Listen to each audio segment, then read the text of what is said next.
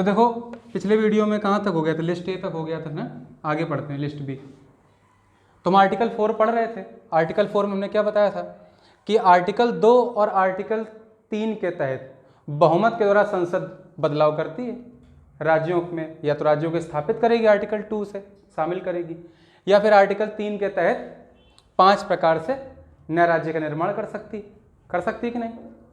लेकिन आर्टिकल 2 और आर्टिकल 3 में जो बहुमत प्रयोग किया जाता है, ठीक है ना, वो जो बहुमत का जो विधि है संशोधन करने की, वो आर्टिकल 368 के अधीन संशोधन नहीं मानी जाती। और आर्टिकल 2 और आर्टिकल 3 में जब भी कोई संशोधन होगा, है ना, इनका यूज़ किया जाएगा, तो संशोधन कहाँ होगा उसका, अनुसूची 1 और अनुसूची 4 में। ठीक है, अनुसूची 1 तुम्हारी है क्या, राज्य और केंद्र शासित प्रदेश, और अनुसूची 4 में राज्यसभा में सीटों का आवंटन। तो अगर राज्यों के बाउंड्री में चेंजमेंट हो रहा है, नया राज्य आ रहा है, तो भाई उसको सीट भी एलोकेट करनी पड़ेगी राज्यसभा में, तो चेंजमेंट नहीं होगा क्या। लेकिन ये जो भी बहुमत की प्रक्रिया है, आर्टिकल 368 के अधीन संशोधन नहीं मानी जाती। ठीक है, इसका हमने बताया था क्या, नए राज्य की बात कर रहे हैं। तो नए राज्य में स्वतंत्रता से पूर्व 4 प्रकार के राज्य आते थे, 4 कैटेगरी थी राज्यों की। एक वो जिनमें प्रांत आते थे, तो पहले 11 थे, 11 विधानसभाएं थी, 2 कहाँ चली गई, पाकिस्तान में, तो 9 विधानसभाएं बची थी।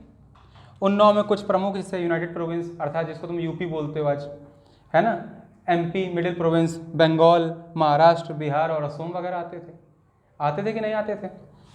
इसके बाद जो बड़ी रियासतें थी तुम्हारी, जो लिस्ट बी में आती थी। अच्छा, यहाँ का जो प्रशासक, जो प्रमुख होता था, वो कौन होता था, गवर्नर अर्थात राज्यपाल होता था कि नहीं। जो बड़ी रियासतें थी उनका प्रमुख कौन होता था, वहाँ का नवाब, हेड होता था कि नहीं, वही प्रमुख होगा वहाँ का। तो बड़ी रियासतों में, हालांकि यहाँ पे भी रखा गया था राज प्रमुख के रूप में, बाद में जब देश बट गया तो हमने राज्यपाल बनाए थे, इनके लिए भी बनाए थे कि नहीं, वो भी वहाँ के राज प्रमुख थे। तो बड़ी रियासतों में तुम्हारा आता था JNK और हैदराबाद, ठीक है ना। और अच्छा, बड़ी रियासतें कितनी थी, 10 थी संख्या में, कितनी थी, 10। और क्या आता था तुम्हारा, राजस्थान आता था तुम्हारा इसमें। हाँ भाई, राजस्थान तब एक रियासत था, ठीक है ना। और मैसूर, इस प्रकार से थी 10 रियासतें। जो लिस्ट सी थी तुम्हारी, या तीसरी कैटेगरी जो जगह थी, उनमें तुम्हारी क्या आती थी, छोटी रियासतें, है ना। छोटी रियासतें ना बोल के इनको बोलो, ये वो इलाके थे जो छोटे थे सबसे, ठीक है ना, इनसे छोटे थे बड़ी रियासतों से, तो छोटी रियासतें ही बोल सकते हो, चलो छोटी रियासतें थी। और कुल इनकी संख्या कितनी थी, ये 9 थी, सॉरी, और ये कितनी थी, 10। इसमें तुम्हारा जैसे क्या, तुम्हारी भोपाल हो गया, भोपाल आता था इसमें, और दिल्ली हो गया, एक नहीं हो गया, अजमेर हो गया, ध्यान है कि नहीं। तो इस तरह से आते थे। चौथे जो एरिया थे वो कौन थे, जो चौथे एरिया थे, लिस्ट डी के एरिया थे, ये तुम्हारे, ये इसमें आ जाएंगे ना, छोटी रियासतों में। लिखा नहीं मैंने, दिल्ली, अजमेर बोला नहीं क्या, अभी जरूरी लिखे हैं सारे। लिस्ट डी में क्या थे, इसमें तुम्हारे आते थे अंडमान एंड निकोबार आइलैंड, जितने भी द्वीप समूह थे। और ध्यान रखना, छोटी रियासतों का भी जो हेड होता था उसको क्या बोलते थे हम लोग, प्रशासक। क्या बोलते थे, प्रशासक, एडमिनिस्ट्रेटर। ठीक है, यहाँ का हेड आज भी क्या होता है, एडमिनिस्ट्रेटर, प्रशासक। उपराज्यपाल की व्यवस्था कर दी गई है ना, दिल्ली में कौन है, उपराज्यपाल नहीं है क्या, राज्यपाल की व्यवस्था नहीं होती यहाँ। और लिस्ट डी में तुम्हारे आते थे क्या, अंडमान एंड निकोबार आइलैंड वगैरह। और जो एरिया हमने क्या किए थे, अर्जित किए थे, अर्थात अर्जित क्षेत्र, ये आते थे। लिस्ट ए की अगर हम बात करें, जहां प्रांत आते थे, ये संविधान के भाग 6 में वर्णित थे। जब संघ सरकार, राज्य सरकार का जिक्र किया गया था, भाग 6 में थे कि नहीं थे। भाग 7 में रियासतें आती थी तुम्हारी, ठीक है ना। भाग 8 में क्या आती थी, छोटी रियासतें, या तुम इसको क्या बोल सकते हो, केंद्र शासित प्रदेश बोलो इनको, क्या, केंद्र शासित प्रदेश आते थे कि नहीं। और इसमें तुम्हारे क्या आते थे, भाग 9 में, ये भाग 9 का पार्ट थे पहले। अब जो लिख रहे हैं उसको समझो, वहां पे तुम्हें ब्रीफ बताया गया था ना, अब यहाँ तो उसको हम सही से बताएंगे ना, कि यहाँ भी आधा छोड़ दे। तो भाग 6 में प्रांत थे तुम्हारे, जो राज्य सूची के विषयों में लिखे हुए थे, लिखे थे नहीं राज्य सरकार में। तुम्हारा कहाँ से राज्य सरकार कहाँ है, 152 से आर्टिकल 237 तक, ध्यान रखो भाग 6 में आता। भाग 7 में तुम्हारी रियासतें थी, ठीक है ना। भाग 8 में केंद्र शासित प्रदेश आते थे, आज भी हैं, और भाग 9 में ये। तो भाग 7 हमने रिमूव कर दिया कि नहीं? कौन सा संविधान संशोधन किया है?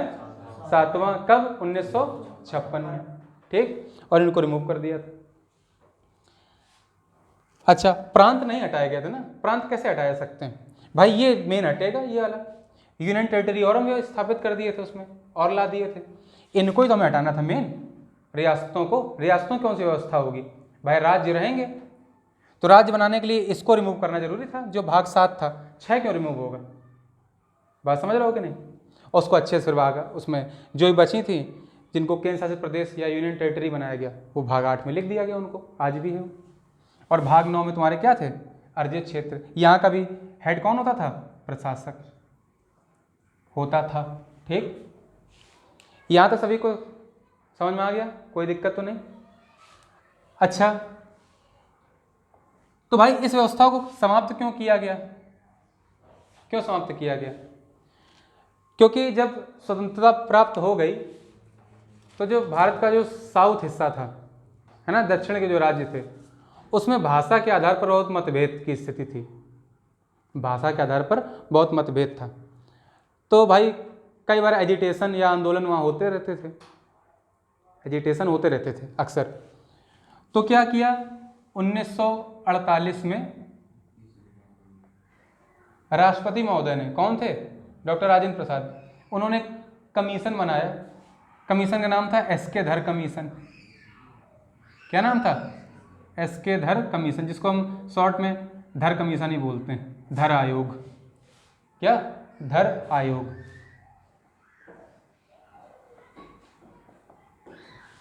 तो धर आयोग क्यों बनाया गया था? क्योंकि इनको ये पता करना था कि क्या भाषा या आधार पर राज्यों का निर्माण सही होगा। लिंग्विस्टिक बिहाफ पे हम नए स्टेट फॉर्मेट कर सकते हैं कि नहीं कर सकते हैं? तो इन्होंने मना कर दिया कि भाषा आधार पर राज्यों का गठन नहीं किया जा सकता, ठीक। उसके बाद फिर से 1948 में जब इसका विरोध हुआ तो 1948 में एक कमेटी बनाई गई, ठीक है ना, केंद्रीय मंत्रिमंडल की कमेटी थी ये। इसमें जे मतलब जवाहरलाल नेहरू, वी मतलब वल्लभ भाई पटेल, और पी बोले तो पट्टाभी सीतारामैया, इन 3 लोगों की अध्यक्षता में एक जेवीपी कमेटी अर्थात समिति बनाई गई, जेवीपी समिति। तो इन्होंने ही मना कर दिया। इन्होंने क्या कहा कि भाई अभी तो हमारा देश बटा ही है धर्म के नाम पर, कहीं भाषा के नाम पर ना बट जाए, कि भारत में बहुत सारी भाषाएं बोली जाती थी उस समय भी, आज ही बोली जाती हैं वही। तो 500 प्लस भाषाएं, तो 500 राज्य बना दिए जाएंगे, ऐसा नहीं हो सकता ना। तो इन्होंने ही मना कर दिया। तो क्या हुआ, 1948 के बाद से वहाँ पे लगातार आंदोलन का दौर चलता रहा। 1953 में आंध्र प्रदेश में एक व्यक्ति थे पोट्टी श्रीरामुलु, उन्होंने अनशन किया, आमरण अनशन, जब तक मृत्यु ना हो जाए मैं अनशन करता रहूँगा। सरकार ने सुना नहीं और आंदोलन के 63वें दिन उनकी मृत्यु हो गई, ठीक है। तो फिर सरकार को झुकना पड़ा लोगों की भावनाओं के आगे, और पहली बार आंध्र प्रदेश 1953 में भाषा आधार पर पहला राज्य बन गया। आंध्र प्रदेश का गठन सबसे पहले 1953 में भाषा आधार पर, उसको त्वरित कर दिया गया था। लेकिन उसी समय 1953 में एक आयोग का गठन किया गया। आयोग का नाम क्या था? स्टेट रीऑर्गेनाइजेशन कमीशन, अर्थात राज्य पुनर्गठन आयोग।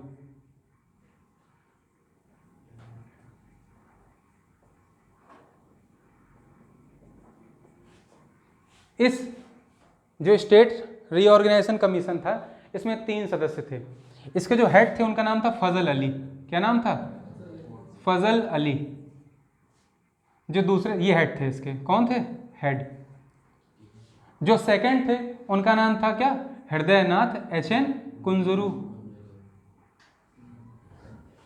ठीक है ना, हृदयनाथ कुंजरू। और जो तीसरे थे उनका नाम था KM पणिक्कर।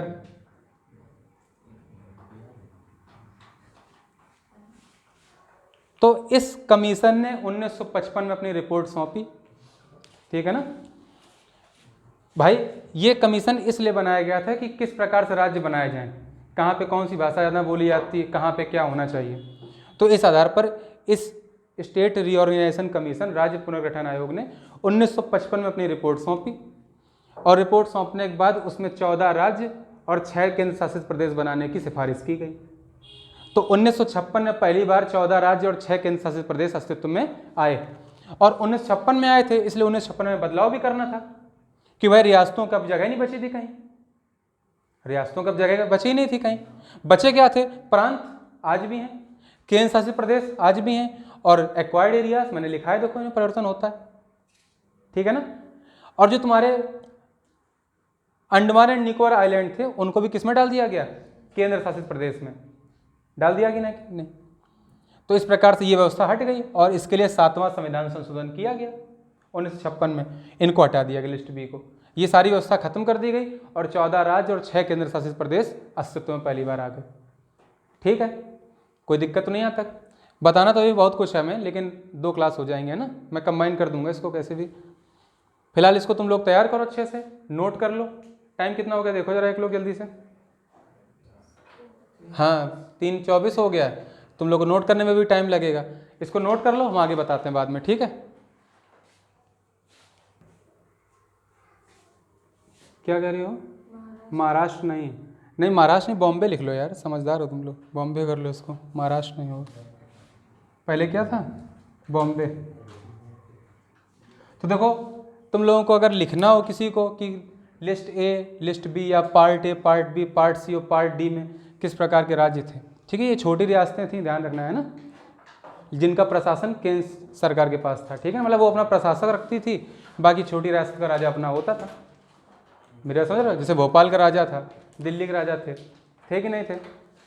तो यहाँ पर तुम्हारी आएंगी छोटी रियासतें जिनका केंद्र सरकार का एक प्रतिनिधि अर्थात प्रशासक यहाँ होता था, ठीक है ना। बाकी इनके राजा छोटे छोटे थे अपनी जगह, थे कि नहीं थे।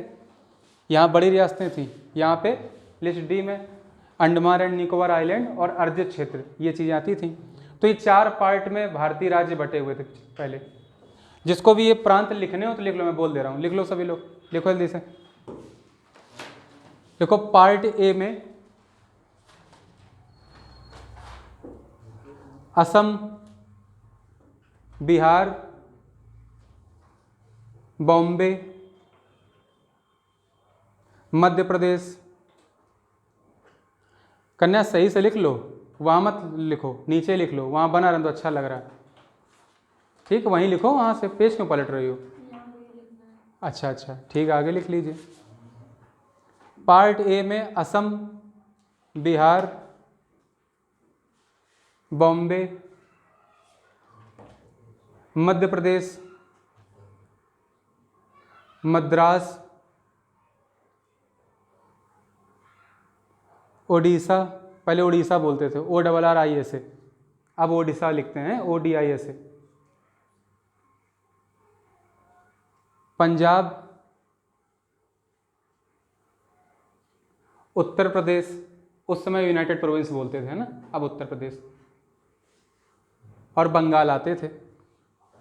तो ये उस समय 9 प्रांत थे, ठीक है ना, पार्ट ए में थे, लिस्ट ए में थे। पार्ट बी में बड़ी रियासतें थीं 10, लिख लो, इसको लिखना हो लिखो जल्दी जल्दी से, यहाँ चलाओ। हैदराबाद,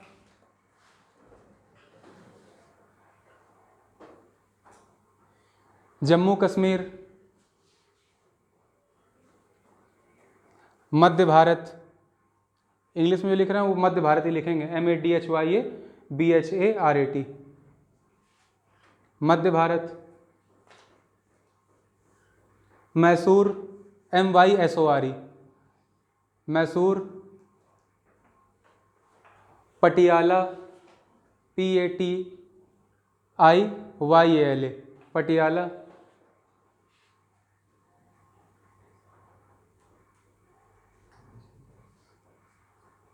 ईस्ट पंजाब स्टेट्स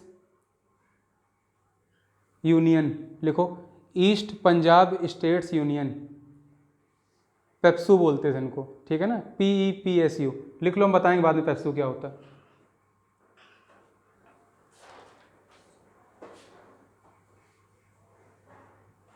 अब ध्यान रखना, जो तुम्हारे पटियाला और हमने ये ईस्ट पंजाब स्टेट्स यूनियन बोले, ये दोनों साथ में, ये एक हैं, ये अलग नहीं है, ठीक है ना। Patiala and east Punjab states union अर्थात पेप्सू, PEPSU, ये दोनों एक हैं, अलग क्यों लिख रहे हो? पटियाला और east Punjab states union, PEPSU, Punjab and east, sorry, Patiala and east Punjab states union, ये पूरा नाम था, ठीक है, लिख लो PEPSU। पेप्सू बिल लेके आए थे बाद में, ठीक है, इसके लिए। राजस्थान, राजस्थान, सौराष्ट्र, सौराष्ट्र,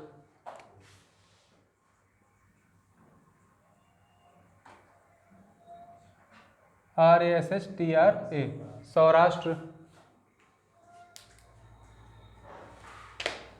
त्रावणकोर कोचीन, लिखो जल्दी से लिखो, त्रावणकोर